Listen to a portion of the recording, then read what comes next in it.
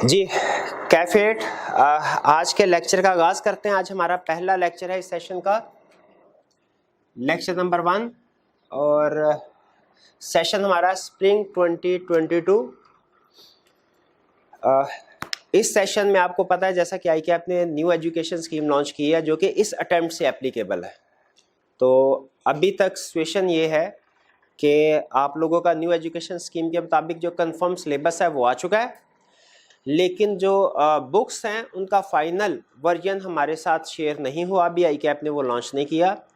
कुछ बुक्स का draft share कर दिया, कुछ बुक्स का ड्राफ्ट भी अवेलेबल नहीं है, लेकिन चूंकि सिलेबस हमारे सामने है तो इसलिए हमें बुक्स के आने का इंतज़ार करने की ज़रूरत नहीं है, बल्कि सिलेबस के कंटेंट्स को सामने रखते हुए हम अपनी प्रिपरेशन स्टार्ट कर सकते हैं। तो इसीलिए हम आज से अपना जो लेक्चर है, सेशन है, उसका आगाज़ कर रहे हैं।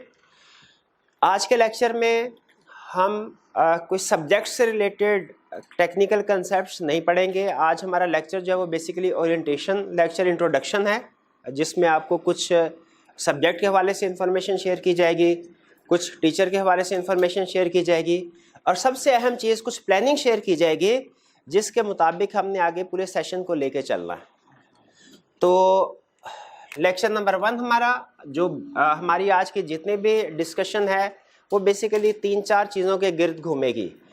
टीचर इंट्रोडक्शन, सब्जेक्ट का इंट्रोडक्शन, मेथडोलॉजी कि कैसे हमने इस सब्जेक्ट को लेके चलना है पूरे सेशन में, और फिर इसके अलावा कुछ सजेशंस, कुछ चीज़ें मैं आपके साथ शेयर करूंगा कि आप कैसे मैक्सिमम यूटिलिटी हासिल कर सकते हैं इस क्लास से। चाहे आप फिज़िकल स्टूडेंट हो जो कि क्लास में बैठे हैं, चाहे ऑनलाइन के स्टूडेंट हो जो कैमरे के दूसरी तरफ देख रहे हैं, उन दोनों के लिए कुछ इंस्ट्रक्शंस हैं जिनको फॉलो करते हुए आप मैक्सिमम बेनिफिट हासिल कर सकते हैं इस क्लास से। तो सबसे पहले आगाज़ करते हैं हम टीचर इंट्रोडक्शन से। मेरा नाम मोहम्मद आसिफ है, फेलो मेंबर हूँ मैं ICAP का। CA क्वालिफाई किया मैंने 2008 में। उसके बाद जिस फॉर्म से मैंने आर्टिकल्स किए थे उसी के साथ कुछ अरसा, तकरीबन 1 साल और 2 महीने के करीब, मैनेजरियल लेवल पे मैंने जॉब की, और जो मेरा डिपार्टमेंट था वो ऑडिट ही डिपार्टमेंट था, यानी जो सब्जेक्ट मैं टीच कर रहा हूँ। 2009 में मैंने फुल टाइम बेसिस पे टीचिंग प्रोफेशन को ज्वाइन किया, और 2009 से आज तक तकरीबन 12 साल या शायद कुछ ज़्यादा हो गया अरसा इसी प्रोफेशन के साथ फुल टाइम बेसिस पे अटैच हूँ। इसमें डिफरेंट पॉइंट ऑफ टाइम पे डिफरेंट सब्जेक्ट्स जो है मैंने टीच किए। करंटली ऑडिट के साथ साथ लॉ का सब्जेक्ट और इकोनॉमिक्स का सब्जेक्ट जो है ये भी टीच करता हूँ मैं। लेकिन ऑडिट का जो सब्जेक्ट है ये वो वाहिद सब्जेक्ट है जो टीचिंग प्रोफेशन में आने के बाद पहले सेशन से लेके आज तक मैं टीच कर रहा हूँ। कैफ के साथ साथ, कैफ लेवल के साथ साथ हमारा CFAP लेवल पे भी एक सब्जेक्ट है एडवांस ऑडिट का, वो भी मैं टीच करता हूँ। तो मेरी कोशिश होगी कि आपको पढ़ाते हुए कुछ कंसेप्ट्स को इस तरीके से समझाऊं कि CFAP लेवल की भी अच्छी बेस बन जाए। तो CFAP लेवल पे चाहे आप मुझसे पढ़ें या किसी भी और टीचर से पढ़ें तो आपको उसका फ़ायदा वहाँ पे भी हो। आपने भी कोशिश ये करनी है कि इस सेशन में आप जो कुछ पढ़ेंगे वो इंशाल्लाह पास तो हो ही जाएंगे इस अटैम्प्ट में, ना सही अगली में सही, क्योंकि सारे स्टूडेंट्स तो जाहिर आपको पता है कि 100% रिजल्ट तो नहीं ना आया करता। कुछ स्टूडेंट ऐसे भी होते हैं जिन्होंने छुट्टियां करनी होती हैं, जिनके पास और भी एक्टिविटीज़ होती हैं, पढ़ाई का टाइम कम होता है, ठीक है। तो ऐसे स्टूडेंट्स जो हैं वो फिर थोड़ा सा उनका पास होना पहले अटेम्प्ट में मुश्किल होता है। लेकिन बहरहाल तो आपने जो भी आपका स्टडी मटेरियल होगा उसको संभाल के रखना, याद रखें। पास होने के बाद आपने इसको ज़ाया नहीं करना। आपका CFAP लेवल का 50% से ज़्यादा सिलेबस, फिर सुन लें, CFAP लेवल का 50% से ज़्यादा सिलेबस कैफ लेवल के कंसेप्ट से कवर हो जाता है, ठीक है। हाँ, कुछ थोड़ा सा एडवांस लेवल पे टेस्टिंग होगी लेकिन कंसेप्ट यही होंगे। इसीलिए आपने पास होने के बाद अपने मटेरियल जो है, अपनी बुक्स जो है वो किसी दोस्त को नहीं देनी, अपने पास रखनी है संभाल के। ये तो हो गया टीचर इंट्रोडक्शन। बाकी जाहिर है जैसे जैसे सेशन चलेगा हम एक दूसरे के बारे में जानते रहेंगे। अब सब्जेक्ट इंट्रोडक्शन की बात करते हैं। सब्जेक्ट की नेचर क्या है? जो सब्जेक्ट है हमारा, मैं जब स्टूडेंट था शायद आप भी इस तरह करते होंगे, सब्जेक्ट को क्लासीफाई करते थे हम न्यूमेरिकल और थ्योरेटिकल दो तरह से। चूंकि हम चार्टर्ड अकाउंटेंट बनने जा रहे हैं तो जो काउंटिंग और अकाउंटिंग से मिलते जुलते सब्जेक्ट होते हैं वो हमारे फेवरेट होते हैं, उनके ऊपर हम बहुत ज़्यादा प्रिपरेशन करते हैं, टाइम भी ज़्यादा लगाते हैं। थ्योरेटिकल सब्जेक्ट्स जो हैं वो थोड़ा सा हमें बोरिंग लगते हैं और इनमें अप्रोच हमारी नॉर्मली ये होती है कि रट्टा लगाओ और जो भी एग्ज़ाम में क्वेश्चन आया उसको छाप दो, पास हो जाएंगे। तो जो हमारा सब्जेक्ट है ये ऑडिट, याद रखिए इसको मैं क्या करता हूँ, ना ये न्यूमेरिकल है ना थ्योरेटिकल है। अगर आप इसको समझना चाहते हैं, समझने के पॉइंट ऑफ व्यू से, ये प्रैक्टिकल और जजमेंटल सब्जेक्ट है। अगर आप इसको देखें बज़ाहिर दिखने में आपको लगेगा ये थ्योरी का सब्जेक्ट है, क्योंकि इसमें जो मटेरियल होगा वो बेसिकली डिस्क्रिप्टिव फॉर्म में, पैराग्राफ फॉर्म में आपके सामने आपको नजर आएगा। कुछ जगहों पे कुछ चैप्टर्स ऐसे हैं, कुछ टॉपिक ऐसे हैं जिनमें कुछ कैलकुलेशन भी इन्वॉल्व है, थोड़ा सा आपको इसमें न्यूमेरिकल चीजें भी नजर आएंगी। लेकिन याद रखिए ये सब्जेक्ट बेसिकली प्रैक्टिकल सब्जेक्ट है। प्रैक्टिकल सब्जेक्ट का मतलब क्या होता है? ऐसा सब्जेक्ट जिसमें एक एक चीज जो आप सीखते हैं, याद रखें, वो प्रैक्टिस में अप्लाई होती है। मे बी आप मैथ में जो चीजें जितनी भी आपने कंसेप्ट सीखे हैं वो सारे के सारे कंसेप्ट्स आप अपनी लाइफ में इस्तेमाल ना करते हो। आप देखिए उसमें आपने जो प्रोबेबिलिटी थ्योरी सीखी है, आपने स्टैटिस्टिकल टूल्स, रैंडम डिस्ट्रीब्यूशन वगैरह के कंसेप्ट सीखे हैं, और इसके अलावा जो भी कंसेप्ट सीखे हैं आप अपनी प्रैक्टिकल लाइफ में उनको आगे अप्लाई नहीं करेंगे। ठीक है, मेरा ख्याल ये है कि वो प्लस माइनस वगैरह बेसिक टेक्निक्स और मैथमेटिकल टेक्निक्स हैं, इसके अलावा हम प्रैक्टिकल लाइफ में जो फार्मूला वगैरह सीखते हैं उनको अप्लाई नहीं करते। लेकिन ऑडिट ऐसा सब्जेक्ट है जिसमें एक एक कंसेप्ट जो आप सीखेंगे वो 100% प्रैक्टिस में अप्लाई होता है और आप करेंगे जाके प्रैक्टिस में अप्लाई।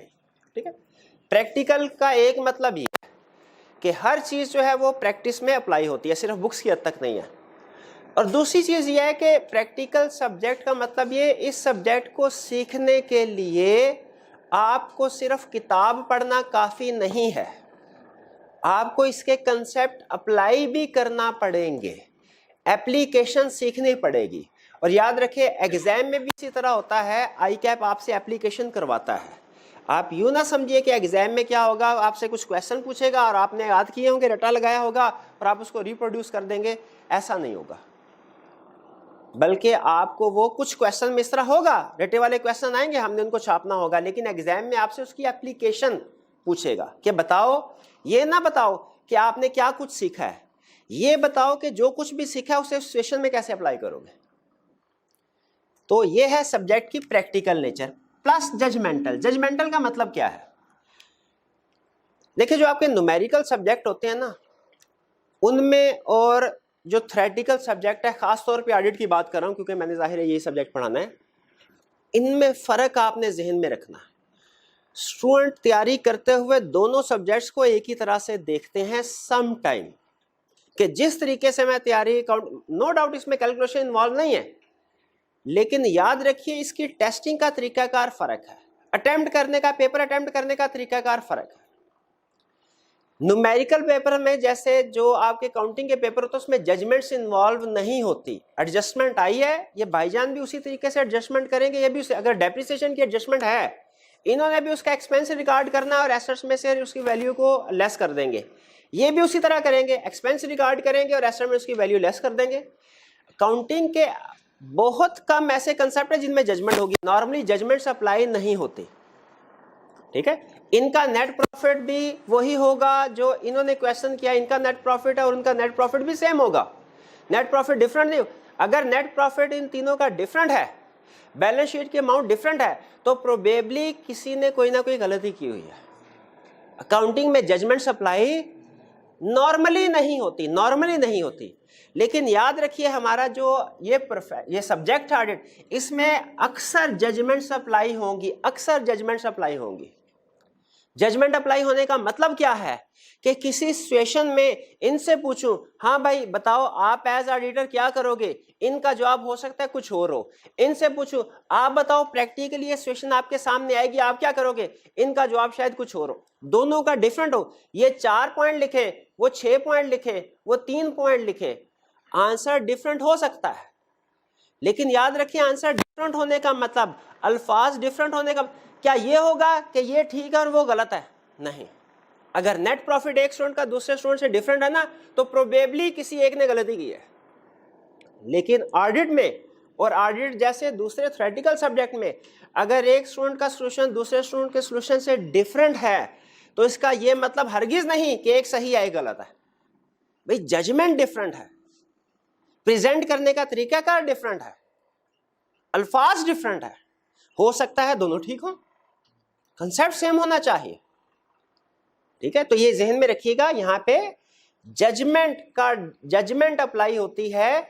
इसकी वजह से एक स्टूडेंट का सॉल्यूशन और दूसरे स्टूडेंट का सॉल्यूशन एक दूसरे से डिफरेंट हो सकता है।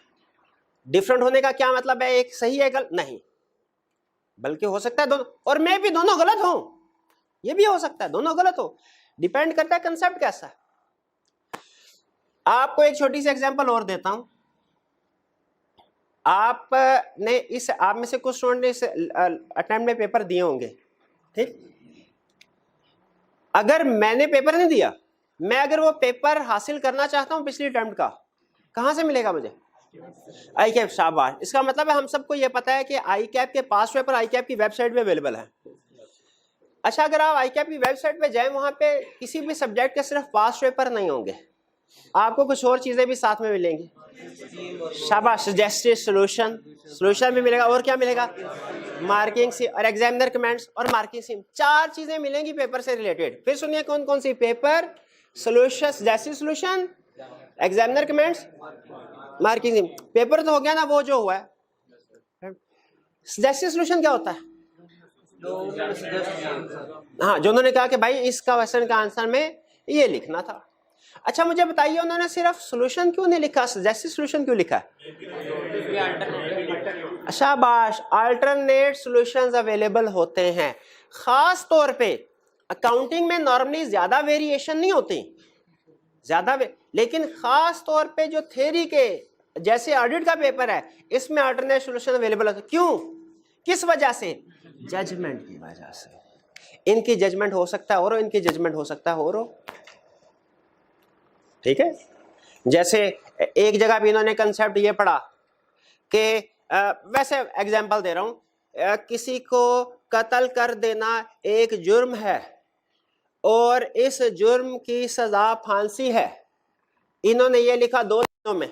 इन्होंने क्या लिखा? जो किसी को कत्ल करेगा उसे फांसी दी जाएगी। इन्होंने एक ही लाइन में लिख दिया। इनके अल्फाज ज्यादा, इनके कम, वर्ड्स में थोड़ा सा फर्क है। मुझे बताइए कौन सही कौन गलत?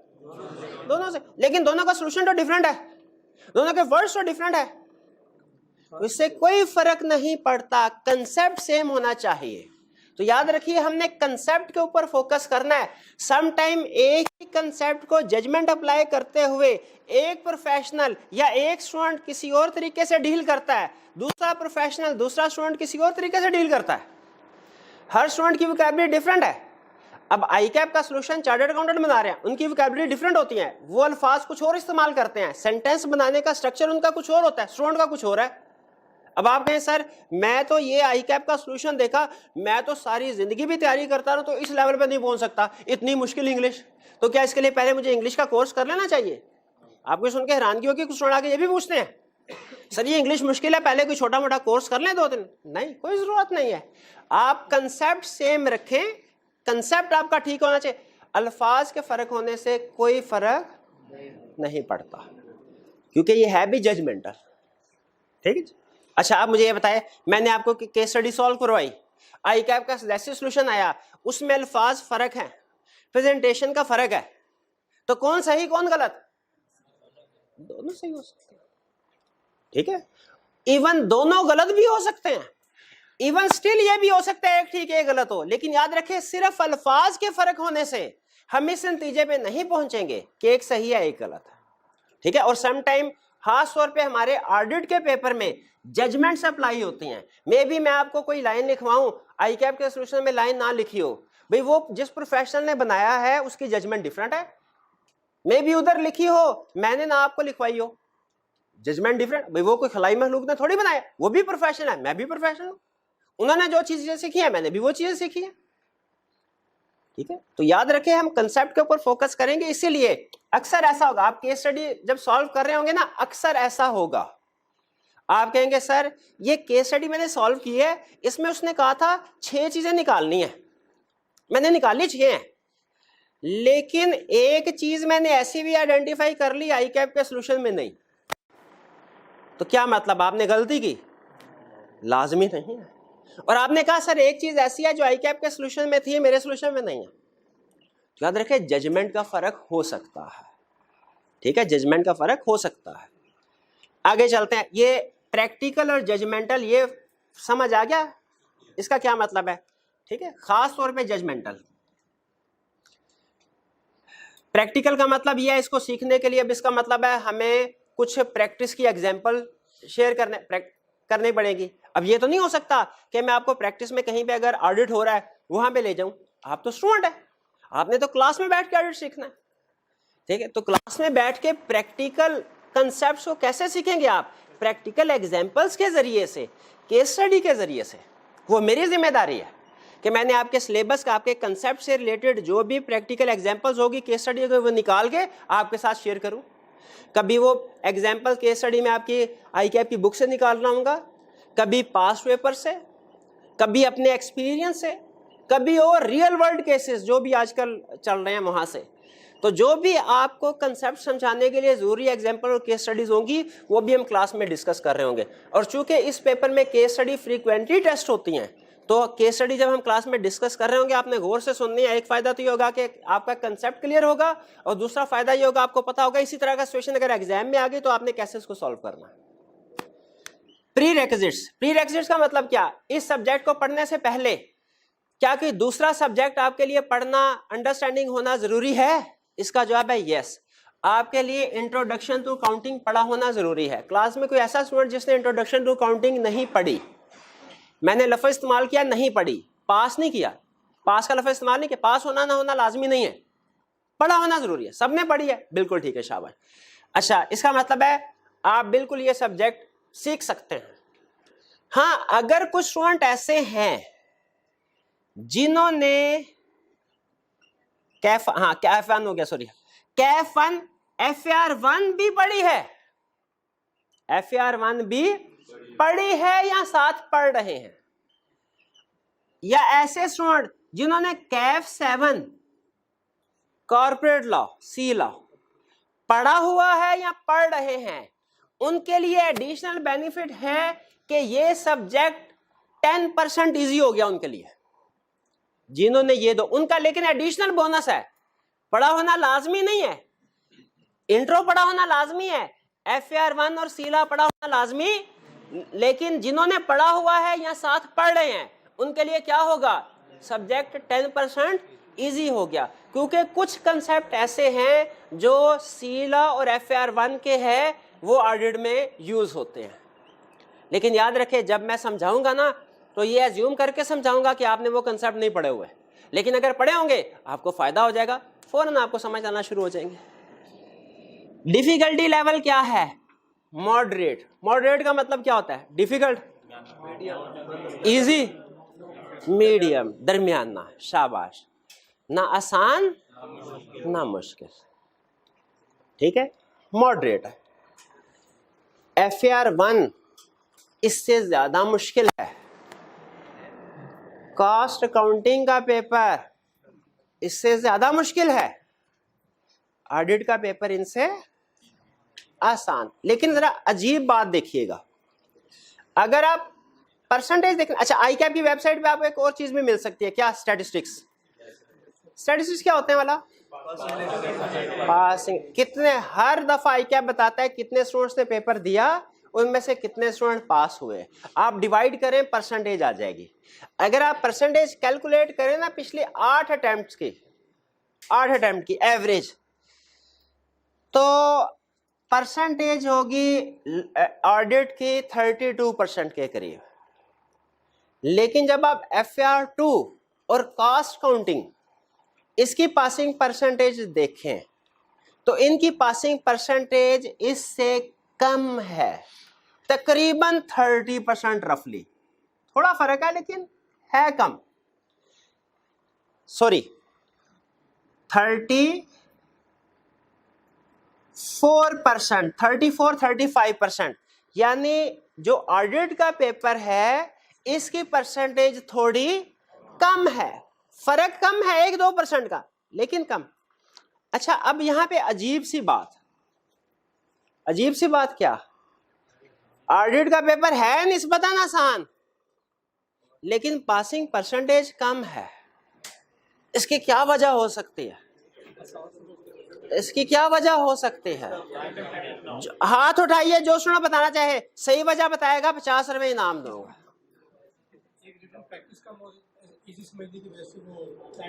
हाँ शाबाश, टाइम कम दिया जाता है।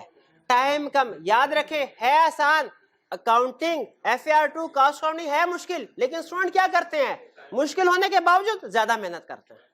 अब देखें, मैं भी जब स्टूडेंट था ना, मुझे भी पर्सनली थ्योरी का क्वेश्चन अटेम्प्ट करते मौत पड़ते थे। मैं कहता था एक सफा लिखना है। अच्छा यकीन कीजिए, सच बात बता रहा हूं, जिंदगी में मैंने कभी पूरा ऐसे इंग्लिश का नहीं लिखा। इवन फाइनल का पेपर था मेरा फंक्शन, उसमें ऐसे आ गया, मैंने उधर नहीं ऐसे लिखा पूरा, हालांकि मुझे आता था। वो बोर हो गया, लिख के थक गया। मतलब एक है ना, वैसे एक होता है अकाउंटेंट है ना, अकाउंटिंग पसंद है ज्यादा, वो जितनी मर्जी करवा लें, वो 6-6 घंटे बिठा लें। थ्योरी का पेपर अटेम्प्ट करते प्रॉब्लम होती है, इसी प्रॉब्लम को आपने मैनेज करना है। ठीक है, रिटन फॉर्म में केस देखें, मसले मसाइल क्या है वो बताना मेरा फर्ज है, बताऊंगा। उसका इलाज क्या है वो बताना मेरा फर्ज है, वो भी बताऊंगा।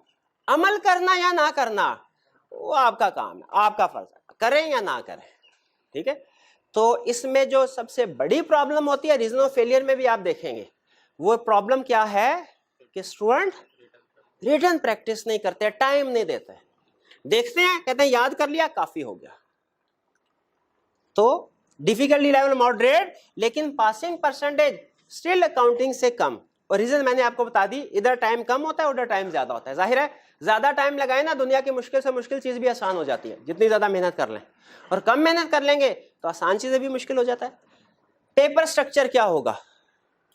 पेपर स्ट्रक्चर हमारा 100 मार्क्स का पेपर होता है, कोई उसमें ऑप्शन नहीं, आपने सारे के सारे क्वेश्चन लाजमी अटेम्प्ट करने हैं।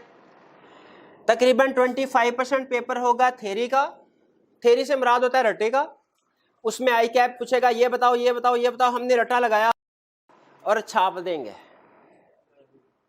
और सम टाइम गलत हो जाएगा। क्यों? क्योंकि रिक्वायरमेंट में वो एक लफ्ज के आगे पीछे करने से रिक्वायरमेंट चेंज हो जाती है, रिक्वायरमेंट चेंज हो जाती है। अब मैंने आपको अकाउंटिंग और थ्योरी के पेपर यानी ऑडिट का एक फर्क बताया, जजमेंट का। एक दूसरा फर्क बताऊं, क्वेश्चन की रिक्वायरमेंट को फेल होने की रीजन में आप ये पढ़ेंगे, क्वेश्चन की रिक्वायरमेंट को अंडरस्टैंड नहीं करते स्टूडेंट। आपने अकाउंटिंग पढ़ी, ट्रायल बैलेंस दिया होता था, नीचे कुछ एडजस्टमेंट्स होती थी, उसकी रिक्वायरमेंट क्या हुआ करती थी?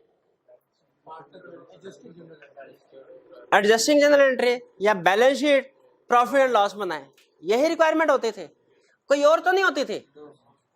अच्छा ऐसी, अच्छा कहता था ये कैश बुक है, ये बैंक स्टेटमेंट है, या कैश बुक के साथ या बैंक स्टेटमेंट के साथ नीचे कुछ बताता था, इस तारीख को ये डिपॉजिट करा, ये निकलवाया, इस तरह की इंफॉर्मेशन होती थी। एंड में रिक्वायरमेंट क्या होती थी? BRS बनाया, BS ऐसे ही होता था ना। अकाउंटिंग में होता क्या, जरा गौर से सुनिएगा। अकाउंटिंग में क्वेश्चंस की प्रेजेंटेशन और उनकी रिक्वायरमेंट नॉर्मली एक तरह की होती है, सिमेट्री होती है, स्टैंडर्डाइजेशन होती है। एडजस्टमेंट्स का फर्क आएगा। फाइनल काउंट का क्वेश्चन हो सकता है 4 की बजाय 6 एडजस्टमेंट दे दें, हो सकता है फिक्स एसेट की बजाय इन्वेंटरी की एडजस्टमेंट दे दे, लेकिन जो क्वेश्चन की प्रेजेंटेशन और रिक्वायरमेंट है वो नॉर्मली एक जैसी होती है। आज जाके अकाउंटिंग की कोई भी बुक देख लें, कोई भी टॉपिक निकाल लें, उसमें आप देखेंगे नॉर्मली मोर देन 90% केसेस में क्वेश्चन की जो इंफॉर्मेशन और रिक्वायरमेंट एक जैसी होती है, तो आपको आदत पड़ जाती है कि इस तरह का क्वेश्चन आया ना, इसकी रिक्वायरमेंट यही होगी, इस तरह का क्वेश्चन है, इसकी रिक्वायरमेंट तो यही होगी, क्लास में किया हुआ था इस तरह का। तो सम टाइम आप रिक्वायरमेंट को ना भी पढ़े ना, तो क्वेश्चन सॉल्व तो सही हो जाता है। थ्योरी के पेपर में ऐसा नहीं होता, थ्योरी के पेपर में ऐसा नहीं होता। थ्योरी के पेपर में खासतौर पे ऑडिट की बात कर रहा हूं, एक इंफॉर्मेशन, एक पैराग्राफ, एग्जैक्टली वही पैराग्राफ 4 तरह से टेस्ट कर लेता है। कभी वो कहेगा इसमें बताओ रिस्क असेसमेंट करो, कभी कहेगा इफेक्ट ऑन रिपोर्ट बताओ, कभी आपसे वो कहेगा कि इसमें प्रोसीजर बताओ, कभी कहेगा इसमें से थ्रेट्स आइडेंटिफाई करो। उसके पास बहुत ऑप्शंस है, एक ही तरह की इंफॉर्मेशन। तो स्टूडेंट क्या करते हैं, अच्छा ये क्वेश्चन ये तो क्लास में किया हुआ है, इसमें तो उसने इम्पैक्ट ऑन रिपोर्ट पूछा था, दर्द छाप दिया। अगर पता चला उसने इम्पैक्ट ऑन रिपोर्ट तो पूछा ही नहीं, उसने तो पूछा कुछ और था। पूछा तो याद रखे, आपने थ्योरी के पेपर खास तौर पे ऑडिट में क्या करना है, आपको इंफॉर्मेशन पढ़ के चाहे 99% श्योर क्यों ना हो कि उस टॉपिक का क्वेश्चन है, रिक्वायरमेंट को जब तक तसल्ली से नहीं पढ़ेंगे आपने नतीजे पे नहीं पहुंचना। तो ये दो बड़े फर्क ज़हन में रखिएगा। ऑडिट कैसे डिफरेंट है काउंटिंग के और न्यूमेरिकल पेपर से, एक इसमें जजमेंट्स इन्वॉल्व होती हैं, और दूसरा इसमें सिमिलर इंफॉर्मेशन को वो डिफरेंट पॉइंट ऑफ व्यू से टेस्ट कर सकता है। ये ज़हन में रखिएगा। आगे तो हमेशा रिक्वायरमेंट में मैं आपको क्या बताऊं, एक एक लफ्ज से कंसेप्ट आगे पीछे हो जाता है। ये आगे चल के समझाऊंगा जब बारी आएगी। रिक्वायरमेंट में ऑन का लफ्ज लिखा हुआ है या टू का लफ्ज लिखा हुआ है, टू का लफ्ज लिखा हुआ है, दोनों में जमीन आसमान का फर्क है। आप क्या करेंगे to become a chartered accountant, पढ़ेंगे। अच्छा अब सुने, आप क्या करेंगे ऑन बिकमिंग चार्टर्ड अकाउंटेंट। जाओ, ऑन के बाद पढ़ना थोड़ी लिखेंगे, है फर्क नजर आ रहा है आपको। टू बिकम और ऑन बिकमिंग चार्टर्ड अकाउंटेंट में जमीन आसमान का फर्क है कि नहीं। एग्जैक्टली इसी तरह का फर्क रिक्वायरमेंट्स में होता है, एक एक लफ्ज से। तो रिक्वायरमेंट्स आपने खास तौर पे, ये नहीं काउंटिंग की तरह इस तरह का क्वेश्चन है तो इस तरह की रिक्वायरमेंट होती है, छाप दो, छाप। आसान सवाल को भी स्टूडेंट फिर छाप आता है, ऐसे नहीं करना हमने। रिक्वायरमेंट वो है, प्रैक्टिस होगी फिर आपको बताऊंगा। 25% थ्योरी, 3 से 6 नंबर का क्वेश्चन आएगा। 75% केस स्टडी, यानी तकरीबन 75% जो है वो आपका केस स्टडी बेस्ड पोर्शन होगा। क्लियर हो गया? अच्छा अब हमारा जो एजुकेशन सिस्टम है ना, उसमें नॉर्मली स्टूडेंट्स आई.कॉम, बी.कॉम वगैरह, एफ.ए. वगैरह करके आते हैं। क्लास में कितने ऐसे स्टूडेंट हैं जिनको वो ए लेवल, ओ लेवल वगैरह से आए हैं, उस स्कीम से आए हैं, इक्का दुक्का स्टूडेंट, ठीक है। हमारा केस स्टडी हमारे जो एजुकेशन सिस्टम में नहीं करवाई जाती, ठीक है। मैंने भी जो जिंदगी में पहली दफा केस स्टडी की थी ना, सीए में आगे, तो पहली अटेम्प्ट तो ये सीखने में ही निकल जाती है केस स्टडी होती क्या है। स्टूडेंट कहता है सर आखिरी महीने में जाके समझ आता है कि ये केस स्टडी वाला क्वेश्चन है, ये रिप्रोडक्शन का क्वेश्चन है। तो याद रखें, प्रैक्टिस हमने ज्यादा से ज्यादा करनी है, इतनी ज्यादा कि हमें पहले ना से दूसरे महीने से पता चलना शुरू हो जाए, यार ये केस स्टडी है और ये रिप्रोडक्शन का क्वेश्चन है। तो 75% केस स्टडी, इसमें स्टूडेंट को जो बड़ी प्रॉब्लम आती है केस स्टडी को अटेम्प्ट करने में आती है। ये हो गया सब्जेक्ट के हवाले से इंट्रो। तो बताइए सब्जेक्ट इंट्रो में हमने क्या सीखा, ये सब्जेक्ट कैसे डिफरेंट है अकाउंटिंग के सब्जेक्ट से, इसमें जजमेंट्स अप्लाई होती हैं, इसमें रिक्वायरमेंट जो है वो वेरी कर सकती है सिमिलर इंफॉर्मेशन के साथ। और ये सब्जेक्ट काउंटिंग निस्बत आसान है कि मुश्किल है? आसान है, लेकिन इसमें पासिंग रेशो थोड़ी सी सही, लेकिन कम क्यों है? टाइम कम देते हैं, ठीक है। टाइम कितना? 2 घंटे, वो मैं भी आपके साथ शेयर करूंगा। अच्छा अब मैं कुछ इंस्ट्रक्शंस आपके साथ शेयर कर रहा हूं। कुछ इंस्ट्रक्शंस ऐसी हैं जो फिजिकल स्टूडेंट बैठे हैं इनके लिए, और कुछ इंस्ट्रक्शन ऐसी हैं जो ऑनलाइन स्टूडेंट बैठे हैं कैमरे के दूसरी तरफ देख रहे हैं उनके लिए, कि आप कैसे मैक्सिमम यूटिलिटी हासिल कर सकते हैं सिस्टम से। देखें हमारे स्टूडेंट 2 तरह के हैं, एक फिजिकल और एक ऑनलाइन स्टूडेंट। फिजिकल स्टूडेंट कौन से हैं? क्लास में बैठे हैं। ऑनलाइन कौन से हैं? जो कैमरे के दूसरी तरफ हैं। इसके ऊपर मैं बहस नहीं कर रहा कि फिजिकल सिस्टम बेहतर है कि ऑनलाइन बेहतर है? ठीक है, अब बिल्कुल स्टूडेंट टू स्टूडेंट वेरी करता है। स्टूडेंट हमारे पास आता है, हम उससे कुछ इन्फॉर्मेशन पूछते हैं, उसके मुताबिक उसे सजेस्ट करते हैं कि आपके लिए ये सिस्टम बेहतर है। बहरहाल इंस्ट्रक्शंस क्या है? फिजिकल, जो आप लोग बैठे हैं क्लास में, आपने रेगुलर होना है, पंक्चुअल। रेगुलर का मतलब क्या है? रोज। पंक्चुअल का मतलब क्या है? टाइम पे। छुट्टी नहीं करनी आपने। याद रखें, कल के पहले दिन से, कल का लेक्चर जब आप कंप्लीट कर लेंगे ना, कल के लेक्चर के एंड पे हम पास पेपर के क्वेश्चन करेंगे। तो जब पहले लेक्चर में आपको ये चीजें सिखाई जाएंगी जो एग्जाम में आती है, तो lecture number 20, lecture number 32, lecture number 65, इनमें जो कंसेप्ट्स होंगे वो भी जाहिर है एग्जाम में टेस्ट करने वाले होंगे। आपके जो सिलेबस है ना, उसको बड़े अच्छे तरीके से पढ़ के हमने उसमें से चीजें चुनी हुई हैं। जो इररेलेवेंट एक्स्ट्रा चीजें हैं उनको हमने साइड वे कर दिया है।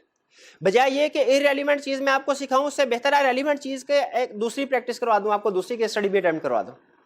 तो गैर जरूरी चीज हम पूरे सेशन में कोई भी नहीं करेंगे। आपने छुट्टी नहीं करनी। जिस दिन छुट्टी की ना, कंफर्म है एक पूरे सेशन में आपने एक भी छुट्टी कर ली ना अगर, और उसको फिर आपने खुद से कवर ना किया सही तरीके से, एक भी छुट्टी कर, तो ये कंफर्म है एग्जाम में किसी ना किसी क्वेश्चन में जाके आप फंस जाएंगे। ठीक है, क्योंकि सी आपको पता है पहले जो है जाहिर है चैलेंजिंग डिग्री है, सिलेबस बहुत ज्यादा होता है, और हमने हर एक लेक्चर के अंदर चीजों को सिलेबस के मुताबिक, जो टाइम उसके मुताबिक लेके चलना होता है। छुट्टी नहीं, पंचुअल टाइम पे आना। फिजिकल के लिए इसलिए भी अहम है कि एक दफा आपने छुट्टी कर ली ना, तो आप उसको फिर कंपनसेट करना मुश्किल हो जाएगा। लेकिन ऑनलाइन वाले स्टूडेंट को थोड़ा सा ये बेनिफिट होता है कि चलो एक दिन अगर किसी वजह से नहीं कर सके तो दूसरे दिन कर ले। आपके लिए पहले मेरी सबसे बड़ी जो एडवाइस है वो क्या है? छुट्टी नहीं करनी। दूसरी चीज, क्लास में अटेंटिव होना है, फोकस होना है। ठीक है, कोई एक स्टूडेंट क्वेश्चन पूछे ना, तो उसके क्वेश्चन को सुनना है। ये नहीं सोचना ये तो उसका क्वेश्चन है, मेरा क्वेश्चन तो नहीं है। ठीक है, वो क्वेश्चन जो पूछता है ना, मेरा एक्सपीरियंस है क्लास में मोर देन 50% स्टूडेंट, और ये मैं एहतियात से 50 कह रहा हूं वरना शायद मुझे 80 कहना चाहिए, मोर देन 50% स्टूडेंट्स का भी वो क्वेश्चन होता है, उनसे भी रेलिवेंट होता है। तो कोई भी क्लास में स्टूडेंट क्वेश्चन पूछे, आपने उसके क्वेश्चन को गौर से सुनना है और मेरा आंसर भी सुनना है कि मैंने उसको रिप्लाई क्या किया है। Ask question along with topic. Topic चल रहा है, चैप्टर 1 चल रहा है फॉर एग्जांपल, घर जाके पढ़ा, कोई चीज समझ नहीं आई, कब पूछेंगे? अगले दिन पूछेंगे, 2-3 दिन बाद। ये फर्क है फिजिकल में और ऑनलाइन में। ऑनलाइन में कभी एंट्री जो होती है ना, वो कभी हफ्ते बाद, 2 हफ्ते बाद, महीने बाद आ रही होती है, तो वहां पे हर स्टूडेंट अपनी पेस के साथ चल रहा होता है। फिजिकल में हर स्टूडेंट जो है वो क्लास की पेस के साथ चल रहा होता है, अपनी अपनी स्पीड नहीं होती। ऐसा नहीं होगा कि ये भाईजान चैप्टर 4 पे है, ये 2 पे है, वो 7 पे है और मैं सबको पढ़ा रहा हूँ, ऐसा नहीं होगा। क्लास में एक ही चैप्टर चल रहा होगा। तो आपने जो भी क्वेश्चन है आपका कि आज जो मैंने पढ़ाया, आपने अगले दिन पूछना जरूरी है। अगले हफ्ते नहीं आप पूछ पाएंगे, अगले हफ्ते हम चैप्टर 6 पे पहुंच चुके होंगे। अगर चैप्टर 6 पे चैप्टर 4 का क्वेश्चन पूछेंगे ना, ठीक है, तो अगर मैं जवाब दे भी दूं तो बाकी सारे स्टूडेंट्स का टाइम जाया होगा, क्योंकि उन्होंने वो कंसेप्ट पढ़ा नहीं, वो टॉपिक पढ़ा ही नहीं है, उस वक्त फ्रेश नहीं है उनके ज़हन में। ठीक है, और वो कह रहे होंगे सर ये तो पुराना है, ये कौन सी केस स्टडी का क्वेश्चन पूछ रहा है? वो केस स्टडी हमारे सामने आएगी तो फिर हम डिस्कस करेंगे ना। ये भाईजान को पता है सवाल पूछना है, ये केस स्टडी अपने साथ लेके आए होंगे, बाकी क्लास तो चैप्टर 4 नहीं, वो तो चैप्टर 6 लेके आई होगी। तो इसीलिए आपने साथ साथ क्वेश्चन पूछना है। एक दफा अगर आपका चैप्टर निकल गया, फिर आपके लिए बड़ा मुश्किल हो जाएगा, अनलेस कि हम दरमियान में कोई रिवीजन डे रख लें, उसमें आप प्रीवियस क्वेश्चन पूछ सकते हैं, वरना आपके लिए क्वेश्चन पूछना मुश्किल हो। तो आपने साथ साथ चलना है। Attempt weekly test, weekly test को अटेम्प्ट करना है, वीकली टेस्ट को अटेम्प्ट करना है। ठीक है, टीचिंग 1 वे प्रोसेस नहीं, 2 वे प्रोसेस है। 1 वे प्रोसेस क्या होता है? टीचर टू स्टूडेंट, मैं आऊं, पढ़ाऊं, चला जाऊं। भाई मेरी इतनी जिम्मेदारी थी, क्या मुझे ये करना चाहिए, या मुझे ये भी वैल्यूएट करना चाहिए स्टूडेंट को समझ आया कि नहीं आया? वैल्यूएट करना चाहिए। अच्छा, उसके लिए मैं क्या करूं? पूछ लूं, हाँ भाई अभी तक मैं जो कुछ पढ़ा रहा हूं आपको समझ आ रहा है? हाँ, और सारे स्टूडेंट को समझ आ रहा है। क्या मुझे आपके कहे पे यकीन करना चाहिए? हमारा जो प्रोफेशन है ना, उसमें पहला असूल आपको सिखा रहा हूं, अपने प्रोफेशन का पहला असूल, वो कहता है किसी के कहे पे कभी भी एतबार नहीं करना, चाहे भाई क्यों ना हो, किसी के कहे पे कभी एतबार नहीं करना। एतबार किस पे करना है? लिखत पढ़त पे, एविडेंस पे। तो आप मुझे कहेंगे ना कंसेप्ट समझ आया, कभी एतबार नहीं करूंगा, एतबार किस पे करूंगा? आपका जो रिटन टेस्ट होगा, वीकली टेस्ट होगा, उससे मुझे पता चलेगा चैप्टर आपको टॉपिक समझ आया कि नहीं आया। मैं भाईजान से कहूंगा भाई ये जब चेक कर रहे हो ना तो इसमें से जो स्टूडेंट गलतियां कर रहे हैं वो निकाल के सामने रखो, मैं उन गलतियों की बेस पे डिसाइड करूं कंसेप्ट क्या वीक है और अगले किसी लेक्चर में बहाने से उनकी रिवीजन कर दूं, ठीक है। और फिर उन्हीं क्वेश्चन के ऊपर कोई उन्हीं कंसेप्ट के ऊपर क्वेश्चन बना के अगले टेस्ट में फिर डाल दूं, पता चले इंप्रूवमेंट हुई है कि नहीं हुई। तो याद रखें वीकली टेस्ट आप अटेम्प्ट करेंगे, टू वे कम्युनिकेशन हो पाएगी, वरना टू वे कम्युनिकेशन नहीं हो पाएगी, मुझे नहीं पता चल सकेगा कि मैं आपको समझा पाया हूं कि नहीं। वीकली टेस्ट, फिर इसके बाद आप लोग जो है, आप में से अक्सर लोग जो लाहौर में नहीं रहते वो बड़ी कुर्बानी देते हैं, हाँ जी, दूसरे शहर से आना यहाँ पे। अच्छा आपने एक काम करना है, जब इतनी बड़ी कुर्बानी दे रहे हैं ना तो थोड़ी सी मजीद कुर्बानी दे दें। हॉस्टल की सिलेक्शन और जो आपके रूममेट्स हैं इनकी सिलेक्शन अच्छे से कर लें, ठीक है। थोड़ा सा सस्ता हॉस्टल, लेकिन जिस जगह पे जिस कॉलेज में क्लासेस ले रहे हैं उससे दूर है, सिलेक्ट ना करें। आपके लिए सबसे अहम वक्त है, सबसे अहम चीज, कीमती चीज है आपका वक्त। आपने शायद रेंट तो बचा लिया मंथली, लेकिन डेली जो ट्रांसपोर्टेशन कास्ट है, डेली जो आपका टाइम जाया हो रहा होगा, वो आपने कंसीडर नहीं किया। इसी तरह रूममेट्स जो हैं, सम टाइम स्टूडेंट आते हैं, डिस्कशन करते हैं प्रॉब्लम वगैरह, तो कहते हैं सर बाज़ रूममेट्स ऐसे तो घूमने फिरने वाले हैं, टाइम जाया करने वाले हैं, वहाँ पे पढ़ना मुश्किल हो जाता है। तो जब आप सिलेक्शन कर रहे हो फिजिकल वाले स्टूडेंट्स, इस चीज़ का भी ध्यान रखें। और सबसे अहम चीज़ मेरे लिए, अब ये मेरे लिए सबसे अहम चीज़ है, क्लास में मोबाइल फ़ोन बंद होना चाहिए, ऑफ, चलो साइलेंट कर ले, कम से कम साइलेंट, लेकिन आपके सामने नहीं होना चाहिए। मोबाइल फोन सामने नहीं होना चाहिए। मोबाइल फोन सामने होना तो उसके अंदर से आवाज आ रही होती है, मुझे देखो मुझे देखो, एक बहुत अहम मैसेज आया है, मुझे देखो। अभी मैंने क्लास के बाद मुझे चाय पी रहा था ना, तो मेरा मोबाइल भी कह रहा था मुझे देखो मुझे देखो। मैंने देखा क्या अहम मैसेज आया है, वो किसी की बैलेंस की रिक्वेस्ट थी, तो मुझे बैलेंस भेज दो। तो याद रखे, तो याद रखें, याद रखें, सभा बोल पड़ी। तो याद रखें, देखिए फोकस होना जरूरी है, फोकस होना जरूरी है। और इवन जब आप घर में भी पढ़ रहे होंगे ना, आपने अपने मोबाइल को ऑफ करके, ऑफ नहीं तो साइलेंट करके ना, अपनी एक्सेस से परे रखना है। यानी ये मेरे हाथ कितना 4-5 फुट तक जा रहे हैं ना, आपका मोबाइल 4-5 फुट से परे होना चाहिए, ठीक है। ये अगर आपकी एक्सेस में तो थोड़ी थोड़ी देर बाद आप देखेंगे उसको, नेचुरल है ये। आपने फोकस होना है, और इसके लिए जरूरी है कि आप जब स्टडी कर रहे हो तो सबसे बड़ी जो बंदा डी ट्रैक होता है ना, मोबाइल की वजह से होता है।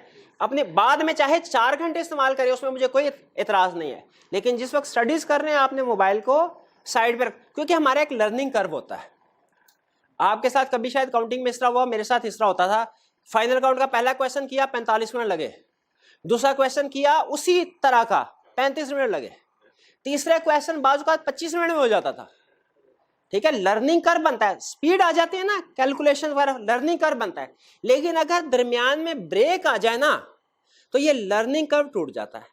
अगर मैंने 10 मिनट पे बाद क्वेश्चन करते, आप खुद अंदाजा चेक टेस्ट कर लीजिएगा, क्वेश्चन करते हुए दरमियान में मोबाइल चेक कर लेंगे ना, तो दोबारा उसी जगह पे आने के लिए आपको 2 मिनट एक्स्ट्रा सोचना पड़ेगा, यार इससे पहले मैं क्या जजमेंट, क्या कैलकुलेशन कर रहा था, कहां पे था, ठीक है। तो जब पढ़ाई कर रहे हैं मोबाइल साइड पे, और खास तौर पे क्लास में आपने मोबाइल आपके सामने नहीं होना चाहिए, बैग में होना चाहिए। ये सामने भी नहीं होना चाहिए, बैग में होना चाहिए। इसी तरह ऑनलाइन वाले स्टूडेंट्स हैं, उनके लिए भी मेरी यही सजेशन मोबाइल के हवाले से, कि मोबाइल फोन को साइड पे रखें। जो ऑनलाइन वाले स्टूडेंट हैं उनके लिए अहम चीज, आपके पास 2 ऑप्शन होती हैं, चाहे तो आप लेक्चर्स मोबाइल पे देख लें, चाहे लैपटॉप पे देख लें। लेकिन याद रखें लैपटॉप पे ज्यादा ऑप्शंस होती हैं, ज्यादा कन्वीनियंट होता है, इसलिए कोशिश करें अगर पॉसिबल हो मोबाइल के बजाय ऑनलाइन के लिए आपने लैपटॉप या कंप्यूटर को इस्तेमाल करें। दूसरी चीज अहम, खास तौर पे हाँ, थ्योरी के पेपर में स्टूडेंट क्या करते हैं, स्पीड को बढ़ा देते हैं। हरगिज नहीं करना, हरगिज नहीं करना, स्पीड बढ़ाने से आपका टाइम जाया होता है, स्पीड बढ़ाने से आपका टाइम। सर ये कैसे हो सकता है, स्पीड 2 टाइम करूं, 1 घंटे का लेक्चर आधे घंटे में खत्म हो जाता है, तो टाइम जाया कैसे हुआ? ये तो टाइम सेव हुआ, ये तो टाइम। हाँ याद रखिए, जैसे जैसे आप स्पीड बढ़ाते हैं ना, आपकी अंडरस्टैंडिंग कंप्रोमाइज होती है, अंडरस्टैंडिंग कम होती जाती है। ये मूवी नहीं है कि आपने स्पीड ज्यादा की और फिर भी आपको कहानी पता चल रहा है, बाज़ औक़ात उसमें भी अच्छे अच्छे डायलॉग मिस हो जाते हैं। लेकिन याद रखें लेक्चर के दौरान में ये टेक्निकल कंसेप्ट डिलीवर किए जाते हैं आपको लेक्चर के दौरान, और टेक्निकल कंसेप्ट्स जो है ना एब्जॉर्ब, हमारा माइंड एब्जॉर्ब करने में इनको टाइम लेता है। आप स्पीड बढ़ाएंगे, आप देख लेंगे सारा, आप सारी चीजें सुन भी लेंगे, समझ नहीं पाएंगे। ठीक है, एक स्टूडेंट जब कहते हैं ना सर ऑनलाइन में पढ़ा नहीं जाता, स्टूडेंट को तो नहीं पता क्यों नहीं पढ़ा जाता, टीचर को अंदाजा होता है हम लोगों को कि ऑनलाइन में स्टूडेंट गलतियां क्या करता है। सिस्टम कोई भी गलत नहीं है, ठीक है, उस सिस्टम को कैसे लेके चलना है असल में ये सीखना पड़ता है। आपने कभी भी ऑनलाइन वाले स्टूडेंट्स ने इसको डबल स्पीड नहीं करनी, 1.5 नहीं करनी रेगुलर पे, वरना यहाँ पे आप अगर जितना टाइम बचाएंगे ना, मैं पास्ट एक्सपीरियंस की बेस पे कह रहा हूँ आपके साथ शेयर, व्हाट्सएप ग्रुप में फिर आप उसी क्वेश्चन को बार बार पूछते हैं, वही टाइम जो यहाँ पे बचता है ना, फिर व्हाट्सएप ग्रुप में वो सवाल पूछने में ज़ाया हो जाता है, सर ये कंसेप्ट एक्सप्लेन कर दे, ये कर दे, हालांकि क्लास में किया हुआ है। तो याद रखें, कंसेप्ट्स को हमें सिर्फ सुनना काफ़ी नहीं होता, देखना काफ़ी नहीं है, समझना भी पड़ता है। और समझने के लिए क्या करना है, रेगुलर स्पीड के ऊपर हमेशा लेक्चर सुनना है। मैं अभी भी ऑनलाइन कुछ कोर्सेज वगैरह वो कर रहा होता हूँ, और सम टाइम ऐसा होता है कि लेक्चर जब सुन रहा होता हूँ ना, तो पास करना पड़ता है 2-2, 3-3, 4-4 दफा, फिर दोबारा सुनना पड़ता है क्या कह रहा था। एक्सेल सीखनी है आपने तो बार बार उसको, ये नहीं है कि कोई कहानी होती तो सिर्फ एक ही दफा सुन लेता मैं। जो प्रैक्टिकल चीजें होती है ना, कंसेप्ट आप सीख रहे होते हैं, तो रुक रुक के इंश्योर करना पड़ता है आपको कि हाँ ये समझ आ गई मुझे। क्लास में चूंकि टीचर इस चीज को इंश्योर कर रहा होता है, वो दरमियान में इंटरवल दे रहा होता है, ऑनलाइन वाले स्टूडेंट इसको डबल स्पीड में नहीं करना कभी। फिर फ्लेक्सिबिलिटी को मिस यूज नहीं करना। कौन सी फ्लेक्सिबिलिटी को? कि आप अगर एक दिन में किसी लेक्चर अगर स्किप कर भी देते हैं, अगले दिन आप उस लेक्चर को दोबारा ले सकते हैं। फिजिकल वाले स्टूडेंट को पता होता है यार एक दफा लेक्चर मिस हो गया, सर ने दोबारा नहीं लेक्चर देना, वो तो नुकसान ज्यादा। तो फिजिकल वाला स्टूडेंट नॉर्मली सीरियस होता है, रिस्पॉन्सिबल है, लेकिन ऑनलाइन वाला स्टूडेंट रिलैक्स। सबसे बड़ी प्रॉब्लम जो मैंने देखी है ना, वो ऑनलाइन का स्टूडेंट रिलैक्स हो जाता है और फिर बाद में क्वेश्चन पूछ रहा होता है, सर 4 महीने में 90 लेक्चर कैसे होंगे, 3 महीने में 80 लेक्चर कैसे होंगे, 2 महीने में 70 लेक्चर कैसे होंगे। आपको पता है क्वेश्चन आप लोग ही पूछ रहे होते हैं, ठीक है भाई, नहीं होते फिर नहीं होते। रोज का काम रोज करना है आपने, ठीक है। जो स्टूडेंट 5 महीने में 100 लेक्चर नहीं कर सका, वो 2 महीने में 80 लेक्चर कर पाएगा? नहीं कर पाएगा। इसलिए आपने साथ ही साथ रोज का काम रोज करना। फिर इसके बाद हाँ, सर्विसेज। आपको सर्विसेज क्या क्या मिलेंगी देखें। सर्विसेज बताते हुए मैं अपने आप को कंपेयर नहीं करूंगा दूसरों के साथ। सारे अच्छा पढ़ाते हैं, बेहतरीन पढ़ाते हैं सारे टीचर्स, हाँ जी वेल डन। और वैसे भी एक जगह पे मैं पढ़ रहा था तो उसमें बड़ी अच्छी बात लिखी थी, आपके साथ शेयर करता चलो, जिंदगी में कभी आपके काम आएगी। आपने अगर बेस्ट बनना है ना, बेस्ट किसी भी फील्ड में बेस्ट, तो दूसरों के साथ कंपेयर कीजिए। बेस्ट बनने के लिए दूसरों से आगे निकलना जरूरी होता है। जब तक आप पहले नंबर पे नहीं होंगे ना, बेस्ट नहीं बन सकते। तो नजर रखते दूसरे नंबर पे कौन है, वो आगे तो नहीं बढ़ रहा। अगर बढ़ रहा है ना, तो मैं अपनी स्पीड, 2 ऑप्शन है, अपनी स्पीड तेज कर लूं और दूसरा उसके रास्ते में रोड अटकाऊं, दोनों ऑप्शन, जो मर्जी कर ले। बेस्ट बनना है तो, लेकिन अगर परफेक्ट बनना है ना, तो फिर दूसरों से कंपैरिजन ना करें, फिर अपने आप के साथ कंपैरिजन करें कि मैंने पिछले सेशन में क्या पढ़ाया था, इस सेशन में मैं क्या इंप्रूवमेंट लेके आऊं। ये हमारी फर्म के जो पार्टनर था उसने ये बात बताई थी एक दफा एक रिव्यू के दौरान में, कि हम हर साल ऑडिट करते हैं, लेकिन क्या हमारे इस साल के ऑडिट प्रोसीजर पिछले साल के ऑडिट प्रोसीजर से बेहतर हैं? अगर बेहतर हैं तो हमने कुछ वैल्यू एडिशन किया है, वरना हमारे काम करने का कोई फायदा नहीं हुआ। तो अगर मेरा पिछला सेशन, ये वाला पिछले सेशन से बेहतर है, मैंने उसमें कुछ इंप्रूवमेंट्स ऐड किए हैं, कुछ नई चीजें लेके आया हूं, तो मैंने कुछ सीखा है, इंप्रूवमेंट आई है, वरना मेरे में इंप्रूवमेंट नहीं आई। तो याद रखिए, आपने भी जिंदगी में बेस्ट बनने की कोशिश नहीं करनी, परफेक्ट बनने की कोशिश करें, कोशिश करते रहे। कोशिश करता है, ठीक है। अपने आप के साथ कंपैरिजन करें कि मैंने पहले भी ये काम किया है, अब मैं कैसे इसको इंप्रूव करूं। पिछले भी अटेम्प्ट दिया मैंने, इस अटेम्प्ट में क्या इंप्रूव करूं, अगले सब्जेक्ट की, किसी और सब्जेक्ट की। हाँ जी, तो देखें जो मैं कोशिश करूंगा आपको प्रोवाइड करने की हत्तुल इम्कान, बाकी मुझे नहीं पता मैं किस लेवल तक इसमें कामयाब आता हूं, लेकिन मेरी हत्तुल इम्कान कोशिश होगी smooth and timely syllabus coverage. आप अपने सीनियर स्टूडेंट से पूछ सकते हैं, मेरी हमेशा से ये कोशिश होती है कि जितना सिलेबस मैंने पहले दिन पढ़ाया ना, पहले दिन जितना पढ़ा रहा हूं, आखिरी दिन उतना ना पढ़ाऊं, उससे कम पढ़ाऊं, ज्यादा नहीं। भागम भाग से मुझे शदीद, दो चीजों से शदीद नफरत है, एक छुट्टी वाले दिन क्लास रखना और दूसरे एंड पे जाके भागम भाग करना। ये दो चीजें मैंने पूरे सेशन में पूरी कोशिश करता हूं, नहीं मैं कर, आप अपने सीनियर स्टूडेंट से पूछ सकते हैं जिन्होंने मुझसे पढ़ाओ। और खास तौर पे आखिरी दिनों में मेरी कोशिश होती है कि बर्डन कम हो, कम पढ़ाया जाए। क्यों कम पढ़ाया जाए? क्योंकि आखिरी दिनों में बर्डन आप लोगों के ऊपर भी बहुत ज्यादा हो जाए, दूसरे सब्जेक्ट्स भी खत्म करने हैं और रिविजन करने वाली चीजें पड़ी होती हैं, नेचुरल है ना कुछ चीजें रह जाती है, तो बजाय ज्यादा कम होना चाहिए बर्डन। फिर मैंने पहले बता दिया कि रियल वर्ल्ड केस स्टडी और एग्जांपल्स वगैरह जो है डिस्कस करूंगा आपके साथ कंसेप्ट को एक्सप्लेन करने के लिए। हर दिन हर कंसेप्ट के बाद पास्ट पेपर की प्रैक्टिस जरूर करेंगे। जिस दिन याद रखें मैंने कोई पास्ट पेपर का क्वेश्चन आपके साथ डिस्कस नहीं किया, मैंने पढ़ाया नहीं, टाइम जाया किया आपका।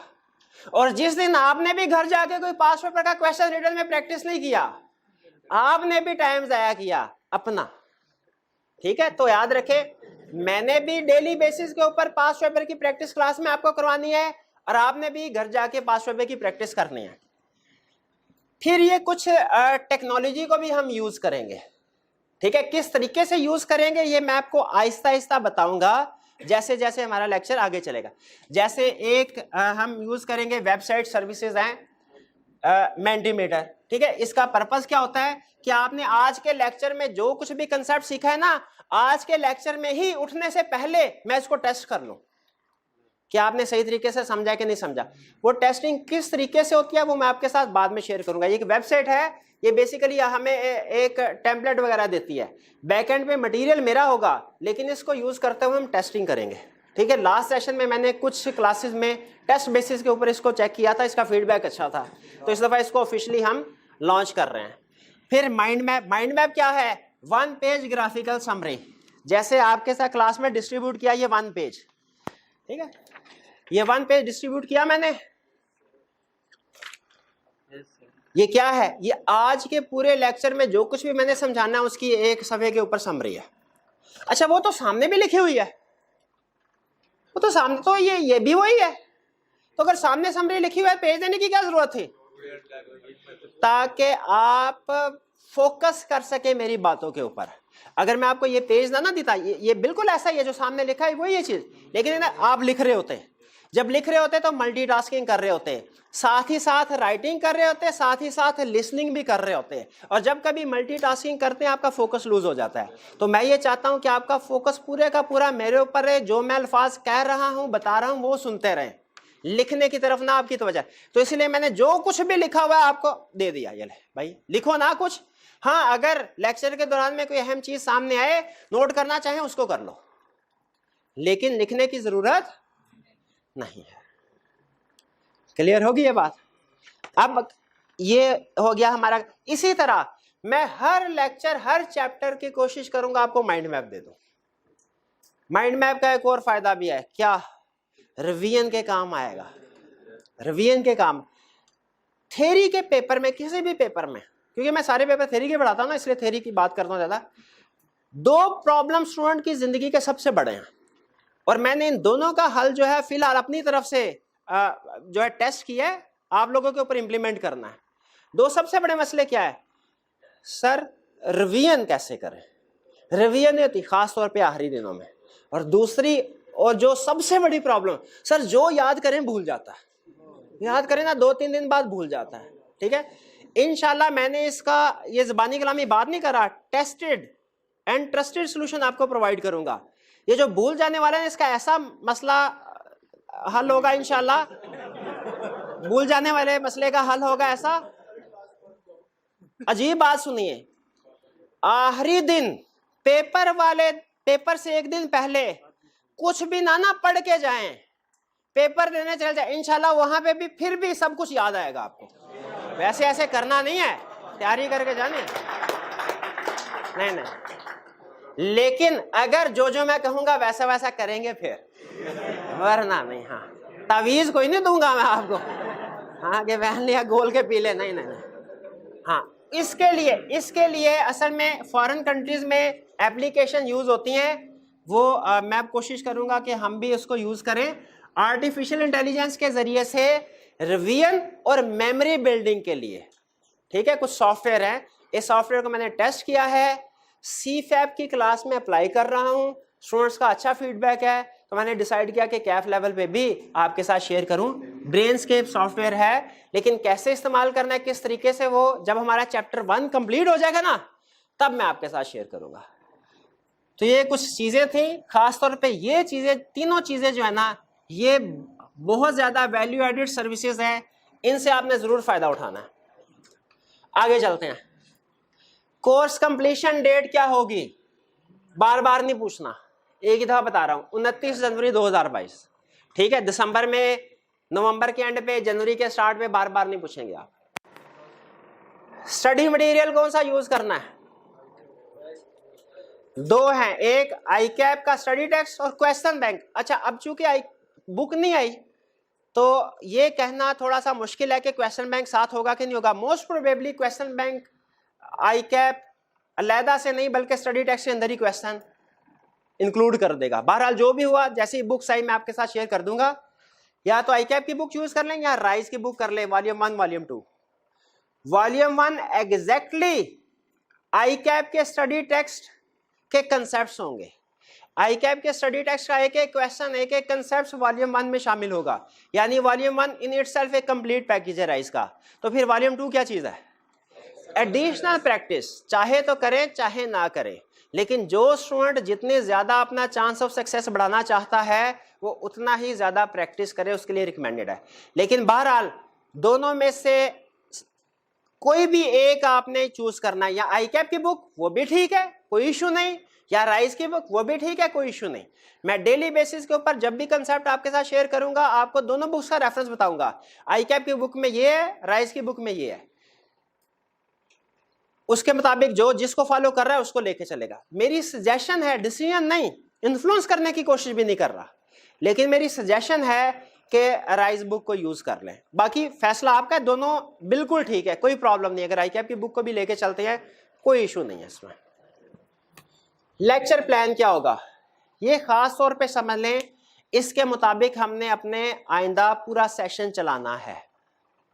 हर रोज जब मैं आऊंगा ना क्लास में, सबसे पहले व्हाइट बोर्ड का ये वाला जो सेक्शन है ना, ये वाला, ये यहां पे अटेम्प्ट, सब्जेक्ट वगैरह, कंसेप्ट्स लिखे होंगे।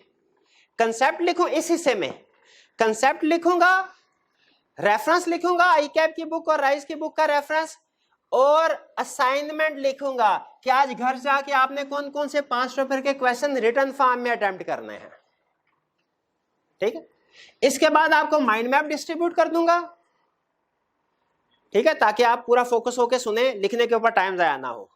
फिर कंसेप्ट डिस्कस करूंगा। कंसेप्ट डिस्कस करते हुए पहले ओवरव्यू कि आज हम ये डिस्कस करने जा रहे हैं, ताकि आपके सामने एक बैठ जाए कि आप कंसेप्ट आज आपने सीखना क्या है। फिर इसके बाद उन कंसेप्ट की एक्सप्लेनेशन होगी, जैसे मैं अभी बोल रहा हूं।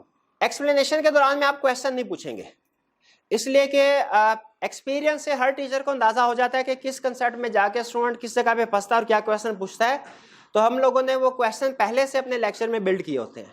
लेकिन फिर भी अगर आपको कोई प्रॉब्लम हो तो जब मैं एक्सप्लेनेशन एंड कर दूंगा, उस वक्त आप जितने क्वेश्चन पूछना चाहें पूछें, 1 पूछे, 10 पूछे, 1000 क्वेश्चन पूछे इंशाल्लाह। जब तक एक एक क्वेश्चन को आंसर नहीं करूंगा मैं आगे नहीं जाऊंगा, अगले कंसेप्ट की तरफ तब भी जाऊंगा जब आपके सारे के सारे क्वेश्चंस खत्म हो जाएंगे।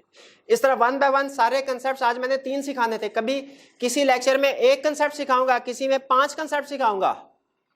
फर्क क्या होगा, किस चीज की वजह फर्क होगा? क्या इस वजह से कि सिलेबस खत्म करना है जल्दी जल्दी तो 5 कंसेप्ट पढ़ा दिए?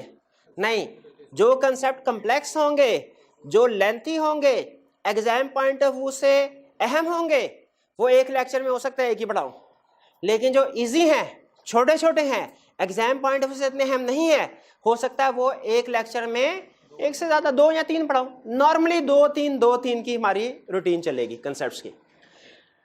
चैप्टर एंड लेक्चर एंड होने के बाद जो आखिरी 2 मिनट होंगे उनमें मैं आपको क्विक रीकैप दूंगा पूरे कंसेप्ट्स का कि आज के कंसेप्ट्स में हमने ये सीखा। जैसे ओवरव्यू दिया ना स्टार्ट में, तो एंड पे उनको क्विक रिवीजन दूंगा ताकि आपको पता चल जाए, इंश्योर हो जाए कि आज के लेक्चर में जो सबसे अहम चीजें थी वो आपने सीख ली कि नहीं सीख ली। बैठे बैठाए क्विक रिवीजन हो जाएगी। और खास तौर पे ऑनलाइन वाले स्टूडेंट जो आखिरी महीने जाके कहते हैं सर आप रिवीजन करवाएंगे, तो मैं कहूँगा रिवीजन करवाने की जरूरत ही नहीं, रिवीजन लेक्चर के अंदर मौजूद है। हर लेक्चर के अंदर एंड पे ये 2 या 3 जो मिनट है इनको निकाल के सुन लें, आपके पूरे सिलेबस की रिवीजन हो जाएगी क्विक। फिर उसके बाद जैसे मैंने आपको बताया सेल्फ वैल्यूएशन होगी, वो क्विज के जरिए से, जो हम ऑनलाइन क्विज करेंगे मेंटीमीटर के जरिए से सेल्फ वैल्यूएशन होगी। उसमें हम कुछ थोड़ा प्राइज वगैरह भी रखा करेंगे। पास पेपर की डिस्कशन भी होगी लेक्चर में प्रोजेक्टर के जरिए से। और फिर रिवीजन के लिए और मेमोराइज करने के लिए हम कुछ फ्लैश कार्ड को यूज करेंगे, जो मैंने आपको सॉफ्टवेयर बताया ब्रेनस्केप। अच्छा, अब ये सारी चीजें मैंने प्लान की हुई हैं, आपने परेशान नहीं होना कौन सी चीज पहले कितना टाइम लेगी, कौन सी चीज बाद में कितना टाइम लेगी, ये सारी चीजें मेरी प्लानिंग में मौजूद है। आपको सिर्फ इतना पता होना जरूरी है कि एक लेक्चर के अंदर ये सारा मटेरियल होगा, ये सारे कंपोनेंट होंगे हमारे एक लेक्चर के। ठीक है, सबसे अहम हमारा ये कंसेप्ट्स वाला, लेकिन जो ऊपर नीचे वाली चीजें हैं वो भी लेक्चर का हिस्सा। मेजर अच्छा हाँ, मोस्ट इंपॉर्टेंट कंसेप्ट, हाँ ठीक है, नमाज तो आपको पता ही है ना, कामयाबी की जमानत। मेजर रीजन फेल होने की बड़ी बड़ी रीजन, फेल होने की बड़ी बड़ी रीजन, और आप खुद देख लीजिएगा इनमें से कितनी रीजन आप में है। जब महीना हो जाएगा, जब 2 महीने हो जाए, जब 3 महीने हो जाए ना, डिफरेंट पॉइंट ऑफ टाइम पे सेशन को गुजरते हुए, तो आप खुद देख लीजिएगा कि इनमें से कोई रीजन मेरे में तो नहीं पाई जाती। पहली reason lack of written practice. जिस तरह अकाउंटिंग की प्रैक्टिस, अच्छा ये नहीं है कि अकाउंटिंग की तरह इधर भी प्रैक्टिस नहीं करते, ये नहीं है। इसका मतलब क्या है कि जैसे अकाउंटिंग पेपर की प्रैक्टिस करते हैं ना, उस तरह इसकी प्रैक्टिस नहीं करते, इस तरह प्रैक्टिस नहीं करते। तो देखें, जब घर में प्रैक्टिस नहीं की, घर में हाथ नहीं चलेगा आपका, तो एग्जाम में बैठ के कैसे चलेगा? वहां पे भी क्वेश्चन नहीं सॉल्व होगा। घर में स्टूडेंट क्या तैयारी कर, सर ये पढ़ा, ये सॉल्यूशन था, साथ मेरे जहन में आया, सॉल्यूशन पढ़ा, वही चीजें थी सर, मुझे आता है। एग्जाम में बैठ के क्या होगा, क्वेश्चन होगा, आपको पता होगा सॉल्यूशन क्या है, सॉल्यूशन आपके जहन में आ रहा होगा, लेकिन आपको ये नहीं पता होगा उसको आपने लिखना कैसे है, उतारना कैसे, प्रेजेंटेशन नहीं पता होगी। तो याद रखिए, लिखने की आदत डालें। नो अंडरस्टैंडिंग रिक्वायर, ये मैंने बता दिया। रिक्वायरमेंट में एक दो, हर एक ही चैप्टर के अंदर उसकी रिक्वायरमेंट डिफरेंट होती है। काउंटिंग में ऐसा नहीं होता, एक चैप्टर के अंदर रिक्वायरमेंट तकरीबन एक जैसी होती हैं, लेकिन ऑडिट में और दूसरे थ्योरी के पेपर में एक ही चैप्टर के अंदर डिफरेंट रिक्वायरमेंट्स दे देता है वो आपको। सिलेक्टिव स्टडी शुरू में दबा के पढ़ते हैं, एंड में जैसे जैसे चीजें ज्यादा होती है सिलेक्ट, सर ये चैप्टर मुश्किल है, अच्छा ये चैप्टर छोड़ दें तो पास हो सकते हैं। एक चैप्टर क्या, एक कंसेप्ट भी छोड़ेंगे ना, एग्जाम में कोई ना कोई चीज आपकी स्किप हो जाएगी। एब्सेंटिज्म बता दिया आपको, छुट्टी करते हैं, यूजिंग मोबाइल ड्यूरिंग क्लास। अच्छा, मोबाइल का मैं सख्त दुश्मन हूं। मोबाइल आपने क्लास में इस्तेमाल नहीं करना, नजर भी ना है, मुझे नजर भी ना है।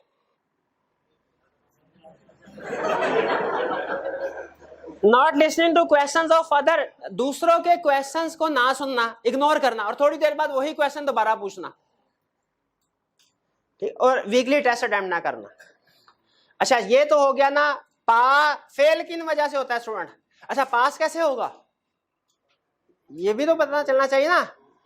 हर रोज 2 घंटे पढ़ना है घर में, और इसमें ये लेक्चर का टाइम शामिल नहीं है। होम असाइनमेंट डेली बेसिस पे करनी है, वीकली टेस्ट, और संडे को रिवाइज करना। आखिरी चीज, और ये आप लोगों के लिए नहीं है भाई, ये चीजें समझ आ गई यहां तक जो मैंने बताना चाह रहा था। कोई क्वेश्चन पूछना चाहते हो तो पूछ लें। चलें, 2-3 मिनट मजीद बैठे रहे। अब मैंने कुछ डिस्कशन करनी है ऑनलाइन वाले स्टूडेंट्स के लिए, आप भी शायद उसमें से कुछ सीख लें। भाई जब YouTube पे फ्री के लेक्चर अवेलेबल हैं तो इतने पैसे दे के लेक्चर क्या जरूरत। अच्छा मुझे पर्सनली मैं आपको बता दूं, अगर कोई स्टूडेंट YouTube से लेक्चर देखता है और उसे कोई फायदा होता है, मुझे खुशी है, कोई इशू नहीं। बाज़ कुछ स्टूडेंट आते हैं कहते हैं सर वो लेक्चर लिए थे, पास हो गए, बताइए कितनी, उस वक्त नहीं दे सके, अब बताइए कितनी फीस। कहता भाई कोई मसला नहीं चाहिए पर। लेकिन असल में ये लेक्चर होते हैं ओन्ड बाय ऑर्गेनाइजेशन, ठीक है, राइज की ओनरशिप है, तो उनसे इजाजत लेनी चाहिए, जो वो नहीं देंगे मेरा ख्याल है पर्सनली मुझे। लेकिन याद रखिए मैं ये भी चाहता हूं कि अगर कोई स्टूडेंट किसी वजह, देखिए बहुत सी रीजन हो सकती है, फॉर एग्जांपल हो सकता है कुछ अफोर्ड ना कर सकते हो सकता है कुछ अफोर्ड कर सकते हैं लेकिन किसी दूसरी जगह से क्लासेस ले रहे हैं। और बात ऐसा होता है, हम भी जब स्टूडेंट थे ना, मैं अपने कॉलेज में, मुझे याद है मैं आई.कॉम करता था ना, तो दूसरा स्टूडेंट दूसरे सेक्शन में, तो मैं उससे पूछा यार तुम्हारे सर ने क्या करवाया, किस तरीके से एडजस्टमेंट करवाई है, कंपेरिजन करने के लिए या बाज़ औक़ात वैल्यू एडिशन के लिए भी स्टूडेंट देखता है, और कोई इशू नहीं है, देख सकते हैं, ठीक है।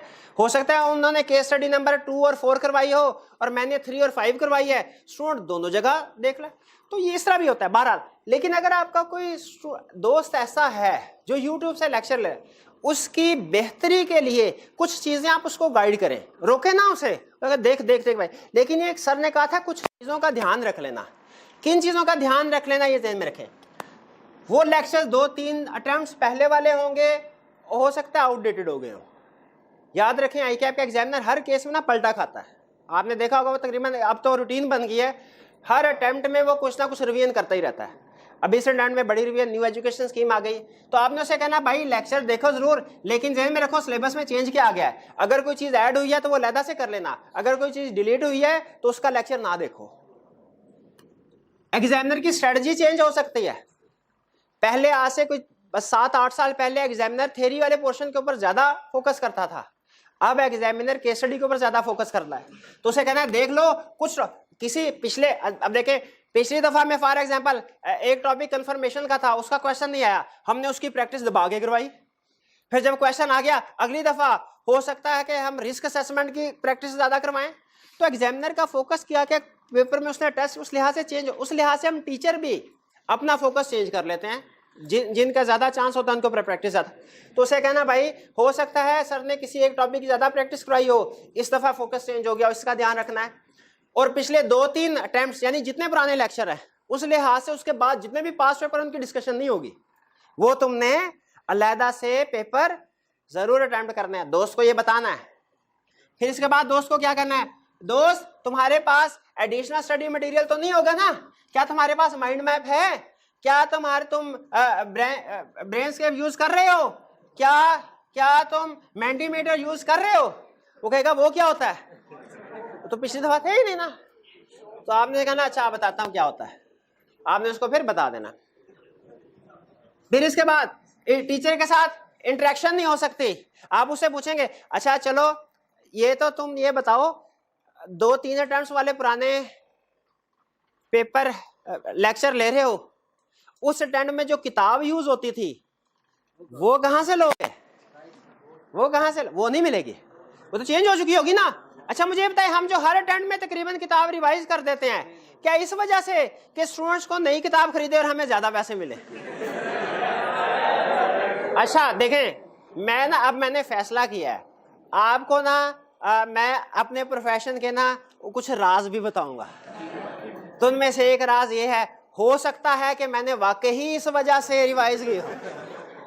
आप ऑडिटर है ना, देखिए आपकी सोच को बदलना है मैंने, क्योंकि ये प्रोफेशन रिक्वायर कर, ये रीजन भी हो सकते हैं, ठीक है। लेकिन बहरहाल आपने उसे कहना है अच्छा चलो वो तुम्हें मिल गई किताब, ठीक है उसके मुताबिक तैयारी कर लो, लेकिन अगर कोई क्वेश्चन समझ नहीं आया किससे पूछोगे, टीचर से तो नहीं पूछ सकता। टीचर तो हाँ, बल्कि मुझे याद आ गया भाई, चले यार वो कल बताऊं, कल मुझे याद किया, हाँ कल मुझे आपने याद करवाना है सर, आपने अपने स्टूडेंट के अलावा बाकी सबसे माफी मांगनी है। किस लिए, क्योंकि देखे भाई यूट्यूब पे लेक्चर होते हैं ना, चले भी बता देता हूँ, स्टूडेंट देखते हैं प्रॉब्लम होती है ना, व्हाट्सएप नंबर शेयर किया होता है, वो उधर क्वेश्चन पूछते हैं, और हमारे अपने स्टूडेंट्स के इतने मसले मसाइल होते हैं, क्योंकि मेरे ऊपर जिम्मेदारी सिर्फ मेरे स्टूडेंट की है, मैं ये चाहता हूं कि ज्यादा से ज्यादा स्टूडेंट्स को एंटरटेन कर सकूं। अच्छा लगता है जब कोई दूर का स्टूडेंट आके कहता है सर आपका लेक्चर बड़ा अच्छा, मुझे ये सवाल तो बता दें, अच्छा तो बंदा बता भी देता है, लेकिन टाइम अक्सर कम होता है और चूंकि क्वेरीज अब ज्यादा आ रही होती हैं तो इतना पॉसिबल नहीं होता कि हर स्टूडेंट को जवाब दे सकूं। तो बाकी स्टूडेंट से मांगनी होती है माफी, क्योंकि मेरी जिम्मेदारी है स्टूडेंट्स अपने, तो मेरी पहली प्रायोरिटी क्या है, अपने स्टूडेंट, उनकी एक एक क्वेरी को मैंने रिस्पॉन्ड करना है। ठीक है, तो आप उसे कहेंगे नहीं यार सर के ना पहले ही वो ना वो इधर उधर के कामों में मसरूफ रहते हैं, 1-2 सीजन भी शुरू किया हुआ मैंने, तो ना ऐसा करो, सर ने कहा था कि सीखने का एक बड़ा अच्छा तरीका यह है किसी दूसरे को सिखाएं। याद रखें, जब आप सीख रहे होते हैं ना, वो आपका कोई और दिमाग, सीखने का दिमाग कोई और है, सिखाने वाला दिमाग कोई और होता है। तो आपने उस दोस्त से कहना यार तुम ठीक है देखो रिसोर्सेज भी सारे यूज करो, कोई मसला नहीं, कोई मसला है ना, प्रॉब्लम आए कोई बात नहीं, तुम मुझसे पूछो। याद रखिए, आप उसको सिखाएंगे, उसको फायदा होगा, आपको भी कंफर्म फायदा होगा, कंफर्म फायदा। तो जितना ज्यादा से ज्यादा हो सके एक दूसरे के साथ शेयर किया के कंसेप्ट डिस्कस किया करें। हाँ, अपने भी कंसेप्ट खराब करें उसके भी नहीं, जो कंसेप्ट आता हो ना आपको पता हो ठीक है वही बताएं, वरना उसे कहें नहीं मुझे नहीं आता, मैं कल सर से पूछ लूं फिर आपको एक्सप्लेन करूंगा। फिर इलीगल टेस्टिंग, हाँ उससे कहेंगे भाई टेस्टिंग और फीडबैक पता कैसे चलेगा कि एग्जाम लेवल का क्वेश्चन अटेम्प्ट कर पाए हो कि नहीं कर पाए, कैसे, टेस्टिंग से। आप कहेंगे अच्छा ऐसा है कि मैं तो टेस्ट देता हूं, मैं तो हर हफ्ते टेस्ट देता हूं, मुझे फीडबैक भी मिलता है, मैं ऐसा करता हूं वही टेस्ट तुम्हें भी दे देता हूं, तुम्हारा भी भला हो जाएगा। ठीक है, तुम उसको टेस्ट कर लेना, मैं चेक कर लूंगा। अब देखें, नहीं काम की बात बता रहा हूं, जैसे सीखने और का दिमाग और सिखाने वाला दिमाग हो रहा है ना, वैसे ही स्टूडेंट के पॉइंट ऑफ व्यू से चेक पेपर अटेम्प्ट करना हो रहा है और टीचर का बन के उसको चेक करना वो हो रहा है। ठीक है, तो ये जरूर देखें, आपका भी फायदा, दोनों का फायदा है, उस भाई का भी फायदा हो जाएगा जो किसी वजह से क्लास नहीं ले पाता, और आपका भी फायदा हो जाएगा। और इसको रहने देते हैं, ये आपको पता ही है कि YouTube पे लेक्चर का क्या स्टेटस। बहरहाल चले जी, ये थी हमारी ओरिएंटेशन, जो कुछ भी बहरहाल मैंने आपको बताना था वो साथ में इस माइंड मैप पे भी दे दिया, आपने घर जाके इसको जरूर पढ़ना है। ठीक है जी, चलिए आज का लेक्चर यहाँ पे खत्म करते हैं, अल्लाह हाफिज।